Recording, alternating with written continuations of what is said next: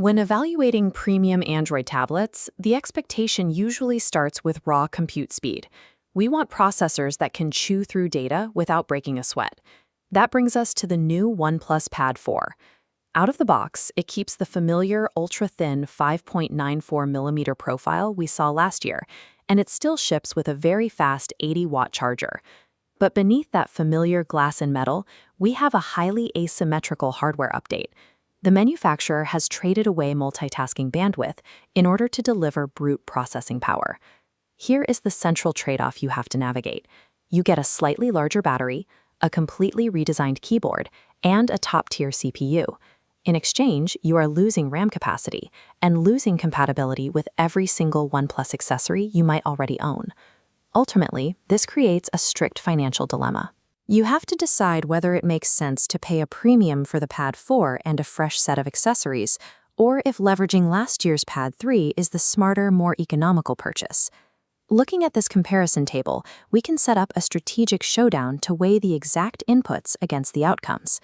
On the left, we have the upgrades, the Gen 5 chip, UFS 4.1 storage, and a larger battery. On the right, the catch, a maximum 12 GB of RAM and incompatible accessories. To figure out if the new hardware is actually worth the premium, we have to look past the marketing sheet and measure exactly what gets lost during this generational transition. Let's start with the processing inputs. The Pad 4 upgrades to the new Snapdragon 8 Elite Gen 5 processor, and it bumps the storage speeds to the faster UFS 4.1 standard. To keep that new chip cool, they also increase the internal vapor chamber by 30. This graph shows the Pad 4 maintains a flat, stable line of peak performance without throttling. However, overlaying an average daily use threshold reveals it rests far below that ceiling. Daily workflows simply do not demand this much raw compute power. And that brings us to the primary hardware downgrade. The memory options on the Pad 4 are strictly capped at 8 GB for the base model and 12 GB for the top tier. For context, last year's Pad 3 offered much higher 12 GB and 16 GB memory tiers. The reason for this strict cap comes down to economics. Global memory costs have risen sharply over the past 6 months, and this cap keeps the retail price of the tablet from spiking. Operationally, this lower ceiling creates a severe bottleneck. With less RAM, the tablet struggles to keep massive applications active in the background, and it strictly limits the device's ability to run emerging, memory-hungry on-device AI tasks. It creates a clear paradox. The extremely fast CPU is severely handicapped by the lower memory ceiling the second you try heavy multitasking.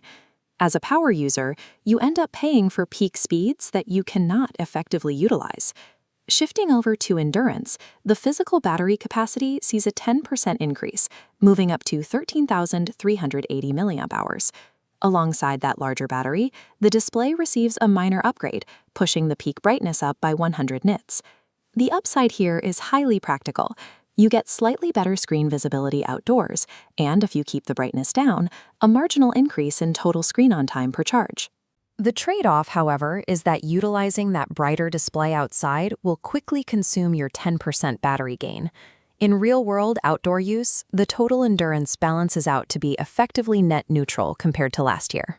Next, we have to look at the physical accessories, specifically the new Smart Keyboard. This illustration shows a major structural shift. They traded the flimsy kickstand on the left for a rigid, laptop-style hinged base on the right. For anyone actually trying to work with this device on their lap, this redesign results in a vastly superior and much more stable typing experience. But there is a hidden cost.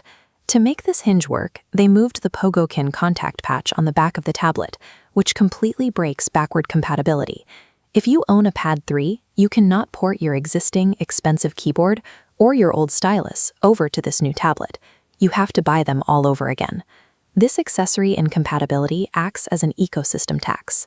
It turns what looks like a marginal hardware update into a surprisingly costly total system replacement for existing users.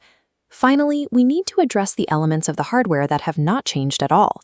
The external design, the cameras, the connectivity options, and the speaker array are identical to last year's model. More importantly, it still lacks basic security features. Even at this price tier, there is no fingerprint reader included. It also lacks essential mobility features, as there is still no cellular data option available for those who need to work away from Wi-Fi. From a manufacturing standpoint, omitting these quality-of-life additions is an easy way to keep production costs low and protect profit margins. But from a buyer's perspective, lacking fundamental security and mobility conveniences makes the device feel noticeably stagnant out of the box, especially considering the premium price point. Synthesizing all of this leaves us with a clear reality. The Pad 4 takes a massive leap forward in single-task processing speed, but it regresses in memory capacity and completely breaks ecosystem compatibility. To figure out your best move, let's look at this decision tree and map the hardware against 3 specific workflows. If you are a current Pad 3 owner, the minor battery bump and the improved keyboard are entirely negated by the loss of memory and the high cost of replacing your accessories. A recommendation is to skip this generation entirely and keep your current device. If you are a heavy multitasker or an AI enthusiast, the snappy processor won't save you. The strict 12GB memory ceiling will bottleneck your intensive workloads, so you should seek alternatives from competitors that offer 16GB tiers. However, if you are a new buyer or a productivity generalist buying into the ecosystem fresh, you get top-tier battery stability, a very fast chip, and an excellent lap typing experience. If you don't care about fingerprint security or heavy multitasking, it is a solid buy. Ultimately, hardware specifications alone do not dictate a device's value. Honestly assessing your specific workflow and making sure the tool's limits don't get in your way is the only way to win the strategic showdown.